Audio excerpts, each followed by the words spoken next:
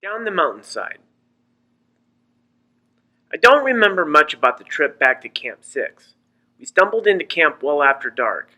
I vaguely remember Yogi hooking up a fresh oxygen tank to my mask, but after that it's a blank. I didn't have any trouble sleeping, I know that, and I didn't have any regrets about not reaching the summit.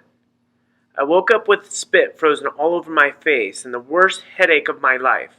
The oxygen tank was empty. I grabbed another one and cranked it up to 6 for a few minutes. That got rid of most of the headache. Yogi and I were eager to get down and check on Zopa. We bypassed Camp 5 and went directly to Camp 4. As soon as we stepped into the camp, we were confronted by one of the Chinese soldiers. He was dressed like a climber except for the pistol strapped around his waist. In pretty good English, he asked who we were and what we were doing. "My name is Peak Marcello, and this is Yogi Sherpa," I said. "We took supplies up to Camp 5. We're headed back down to base camp." He called Captain Shek on the radio, and they had a long conversation in Chinese. "The captain wants to talk to you," the soldier said, and he handed me the radio. "This is Peak Marcello," I said. "Joshua Wood's son." "Right. What are you doing on mountain?" "Like I told your officer, I helped to take some supplies to Camp 5. Josh is taking a climbing party up tomorrow." "But you leave mountain!" "What are you talking about?" I asked, enjoying myself immensely. "I'm up at Camp 4. "You had a big argument with your father." "Oh, that. He told me he wasn't going to let me try for the summit. It made me mad, but at least he got me as far as Camp 5. "What about the other boy?" "What other boy?" "Sanjo!" "Oh, him," I said. "He's in Nepal." Which was the absolute truth. "I don't believe. I have soldier bring you and Sherpa back to base camp." "Whatever," I said, and handed the radio back to the soldier. They had another long conversation in Chinese, but I knew what this one was about. The other soldiers had gathered around the radio and were listening intently. The one with the radio finally signed off and shook his head with resignation. "You don't have to escort us down," I said. "We have orders," he said. "That's fine with me, but we're going to base camp." "Where else would we go?" About that time, Josh came on the radio asking for me. The soldier handed me his radio again.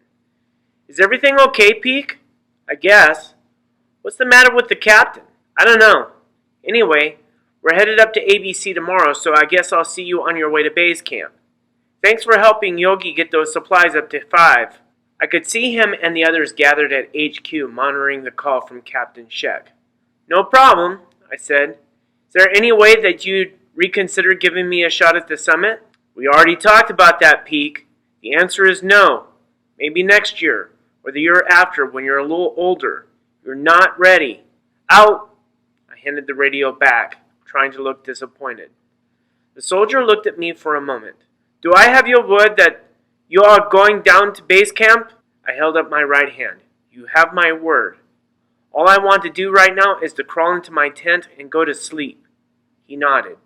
Yogi and I headed over to Zopa's tent, not sure what we would find. What we found was a note. "Peak, I left Camp 4 yesterday. All is well. I will see you on the road. Zopa." I was glad to hear that he was okay, but the note freaked me out. It was addressed to me. The plan had been for me to top the mountain, with Sanjo to cross into Nepal. How could Zopa possibly know what I was planning to do? I didn't know what I was planning to do until I was 10 feet away from the summit. Yogi and I woke up early and left Camp 4 before anyone was awake. I wanted to give the soldiers an out so they could tell the captain that we had left before they were up. When we got to ABC, we were met by more soldiers. They were in uniform and looked uncomfortably cold. Once again, I was given the radio with a very angry Captain Shek on the other end. "You leave Camp 4!" "Right. Without soldiers!" "We left before light. We didn't want to wake them. Besides, we know our way down to base camp. We don't need an escort." "Soldiers at ABC escort you!" "Fine." The 2 soldiers picked for the duty were delighted to be leaving ABC. We ran into Josh and his clients just as we were arriving at Camp 2. They must have left base camp early because they had made good time. Josh took me to the side, out of earshot of the Chinese soldiers. "Did you make it to the summit?" he asked quietly. "No." What happened? Ran out of steam. No worries, he said. What about Zopa, Sunjo, and Yash? Zopa got sick and didn't get past Camp 4. I don't know where he is now. I was hoping that you'd see him. Josh shook his head. I'm sure he's fine. Probably slipped into that porter camp at night and is laying low. I hope so. And Sunjo and Yast? He asked. As far as I know, they're in Nepal. What? I told him about Zopa's plan. He broke into a broad grin. That son of a... Captain Shek is going to flip when he finds out. Topping the mountain? He shook his head. Then he turned a little more serious. How far did you make it? Above Camp 6? Well, you made it a lot farther than most people. I'll take you next year or the year after. We'll go up on the Nepal side. After Shek finds out about Sunjo, I'll never get a permit to climb on this side again. When did Sunjo summit? 1:32 p.m., May 13th, a day before his 15th birthday. He put his hand on my shoulder. I wish it could have been you. No worries, I said. We go, one of the soldiers said. In a minute, Josh said and turned back to me. Shek is going to detain you when you get to base camp and ask you some questions. Thaddeus will be there with you. In real life, Thaddeus is a lawyer and is fluent in Chinese and Chinese law. You'll be okay.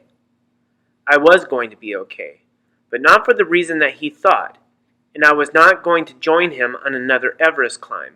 I had enough of 8,000-meter peaks, littered with corpses. I'm going home, I said. What do you mean? Back to New York. We'll talk about that when I get back down. I won't be there when you get back down, I said. What's the hurry? You wouldn't understand. Try me. Okay.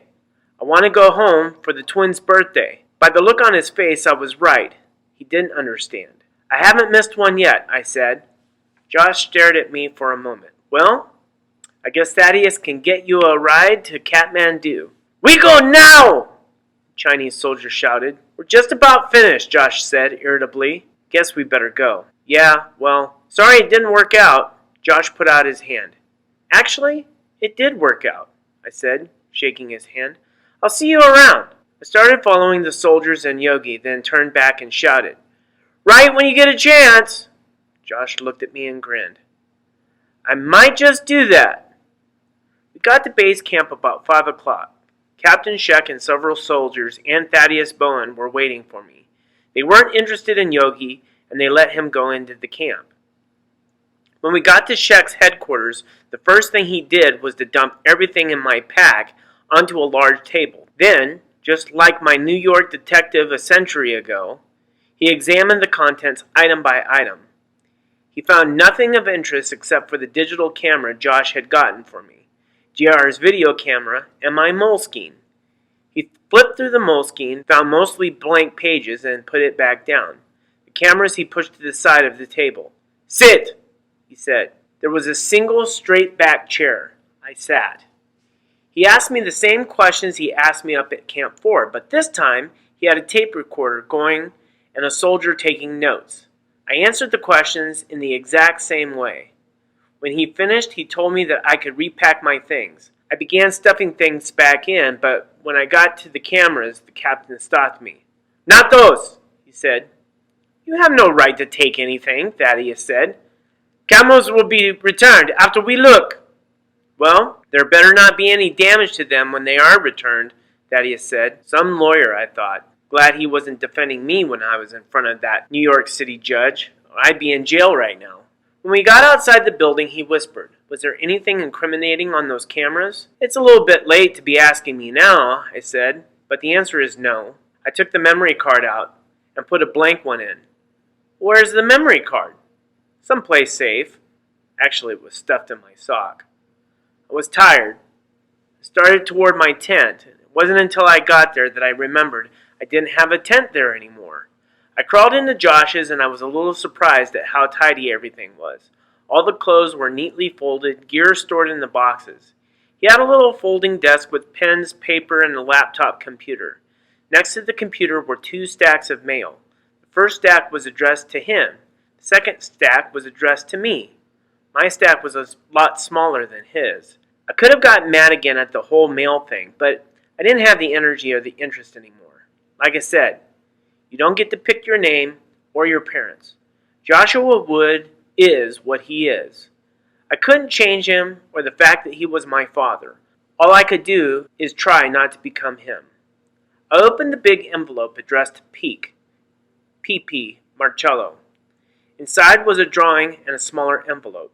Written on the outside of the envelope was Airplan Far, 6-year-old spelling. Inside was $67.86. Not quite enough to get to New York, but I still had Rolf's $300 and a credit card.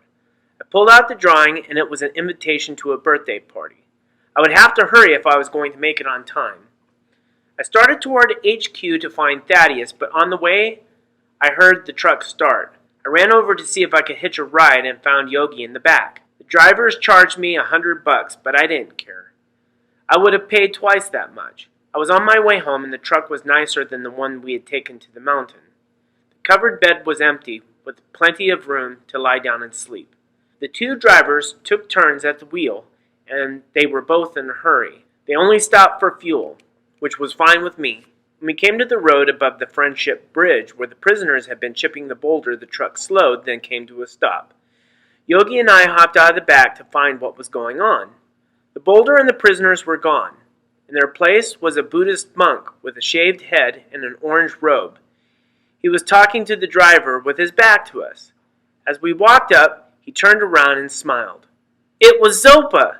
He looked fully recovered, as healthy as he had been the first day I met him in the Indrani temple. How did you get here? He held up his thumb. I hitchhiked. Somehow I doubted that. Why would someone drop him off on this lonely stretch of road? The only thing nearby was the border crossing at Friendship Bridge.